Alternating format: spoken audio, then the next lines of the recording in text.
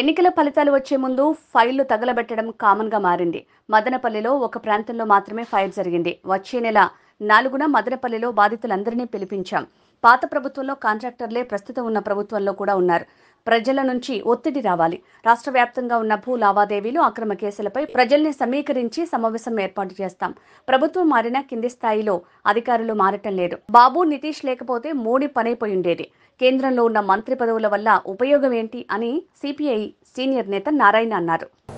నేను మొన్న మదనపల్లికి పోయింటి. సరే, మదనపల్లి రాద్ధాంతం రాష్ట్ర వ్యాప్తంగా ఉంది కాబట్టి నేను దాని వివరాలు చెప్పక్కర్లా. అయితే కొన్ని 1-2 ఎగ్జాంపుల్స్ చెప్పాలి ఆడ ఏమి జరుగుతుంది చూసాను. ఇప్పుడు ఈయన పేరు మార్పూరి వెంకటేశ్వర్లు. ఆయన పైన 10 కేసులు పెట్టారు. ఎట్లా పెట్టారు వాళ్ళు? ల్యాండ్ ఏమో మదనపల్లిలో ఉంటుంది, రిజిస్ట్రేషన్ ఏమో పులివెందులో ఉంటుంది. పులివెందులో ఒక గనాయి గాడి రాస్తారు ఎక్స్ మీద. ఆ తర్వాత మళ్ళా రామచంద్ర రెడ్డి కానీ వాళ్ళు కొడుకులు కానీ వాళ్ళు చేసుకుంటారు. అట్లాగే ఇది కూడా ఇది మదనపల్లి ల్యాండ్, ఇది పులివెందుల్లో రిజిస్ట్రేషన్. ఇది తిరుపతి ప్రాపర్టీ, పాకాల్లో రిజిస్ట్రేషన్. ఇది ఫోర్జరీ, జీపీది ఫోర్జరీ చేసి ల్యాండ్ రాసేసుకున్నారు.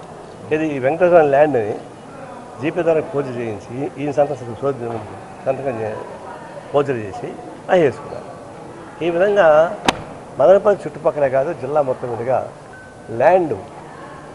దీనికి గతం ఇదేంటంటే ఒక విధంగా చంద్రబాబు నాయుడు దీనికి కారణం అవుతాడు. ఆయన ఉన్నప్పుడు సరే మంచి కోసం చేసి ఉన్నాడని అంటాడు.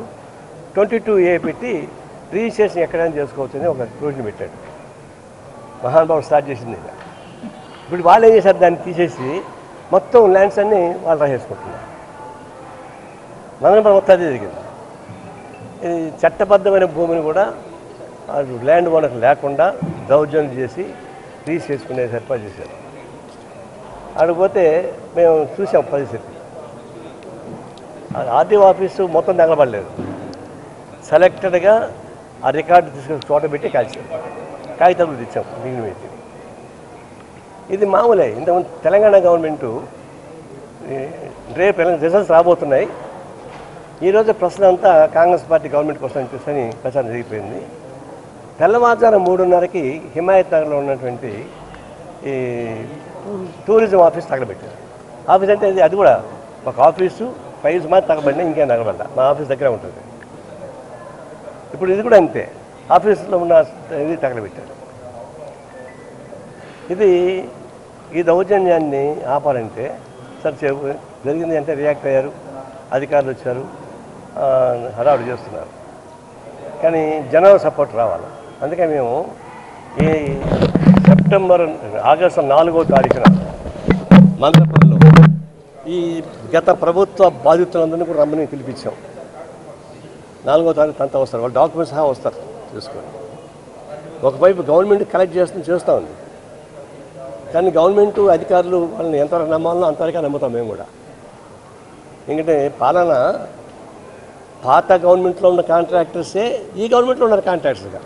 తెలంగాణలో టీఆర్ఎస్ గవర్నమెంట్కి ఎవరు కాంట్రాక్టర్లో, ఇప్పుడు కాంగ్రెస్ గవర్నమెంట్కి వాళ్ళే కాంట్రాక్టర్. ఇవి కూడా అట్లా వేరుగా ఉందని నేను అనుకోను. మళ్ళీ అదే కాంట్రాక్టర్సే మనకు ఇటు వస్తున్నారు. కాంట్రాక్టర్స్ వస్తే అట్లే ఉంటుంది. కింద డౌన్ లెవెల్లో ఉన్న ప్రభుత్వ యంత్రాంగం అది వైసీపీ ప్రభుత్వంలోనే ఉంది. పైన చంద్రబాబు నాయుడు ఇక్కడ కరెక్ట్గా కనిపిస్తున్నాము, కానీ డౌన్లోకి వెళ్తే వాళ్ళకి ఛాయలే కనిపిస్తాయి అధికారులు. ఏం మార్పు లేదు. ఇది ఉన్నప్పుడు ఈ జనం నుంచి ఒత్తిడి లేకుండా బతుకోవద్దని చెప్పేసి 4వ తారీఖు మదనపల్లిలో బాధితుల సమావేశం పెట్టాం. ఇది అయిన తర్వాత రాష్ట్ర వ్యాప్తంగా ఎక్కడెక్కడైతే గత ప్రభుత్వంలో ఉన్నటువంటి ప్రభుత్వం ఉన్న హరాస్మెంట్స్ ఉన్నాయో వాటన్ని మొబిలైజేషన్ కావాల్సిన ఏర్పాటు చేస్తాం. ఇప్పుడు రామకృష్ణ కూడా మాట్లాడతాను. ఒకసారి జరిగిందంటే ఏమవుతుందంటే ఇంతకుముందు విశాఖపట్నం ఒకటి జరిగింది ఆల్రెడీ ఒకటి.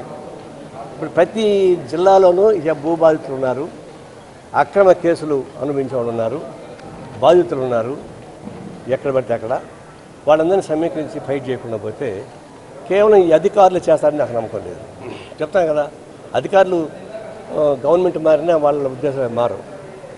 అందుకే ప్రజలే దీనికి ముందుకు రావాలి, ఫైట్ చేస్తే ఉందంటే దీన్ని ఎలిమెంట్స్ పోవాలి. ఈ ప్రభుత్వాలు మారుతుంటాయి కానీ పునాదులు ఇంకా మనం ధ్వంసం చేయకుండా పోతే మళ్ళీ కెత్తనే ఉంటుంది. ఆ విషయంలో ఒక ప్రజా ఉద్యమం తీసుకుందని చెప్పేసి అనుకుంటున్నాం. రెండవది, కొత్త ప్రభుత్వం ఏర్పడింది, ముఖ్యమంత్రి ఫస్ట్ టైం నేను కలిసింది. ఆయన చాలా ఉత్సాహంగా ఉన్నాడు. మోడీ ప్రభుత్వం వచ్చేసింది, ఇక మొత్తం 7 గుర్రాల మీద పెరిగిద్దాం అనుకుంటున్నాడు. అయితే ఒక విషయం గుర్తుపెట్టుకోండి,